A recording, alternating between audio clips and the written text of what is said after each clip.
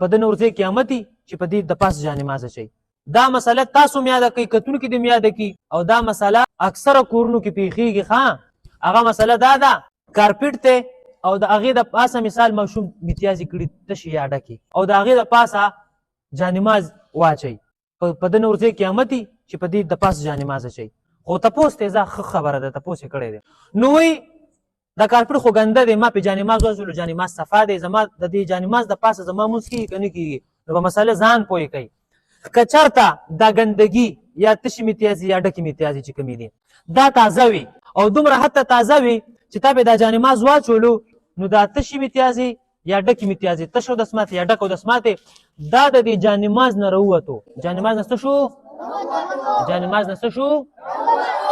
یا اثر یې راووتو. مثال تش او دسماتې چې وي کپړه پې واچوي نو هغه لوندوالی بره راشي. نو که دومره حتی دا ګندګي او دسماتې لوندو چې تا پې جانماز واچولو، د جانماز نه هغه اثر راووتو، نو بیا خو بیخي په دې باندې جایز نه دی، په دې ځای باندې مونځ نه کېږي، په دې جانماز هم مونځ نه کېږي، په دغه ځای مونځ نه کېږي.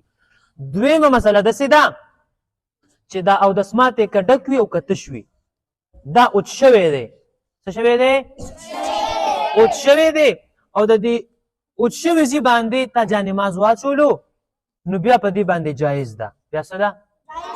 جایز مطلب دا دی چې په دې باندې مونځ کېږي. خو بهتره خبره څه ده؟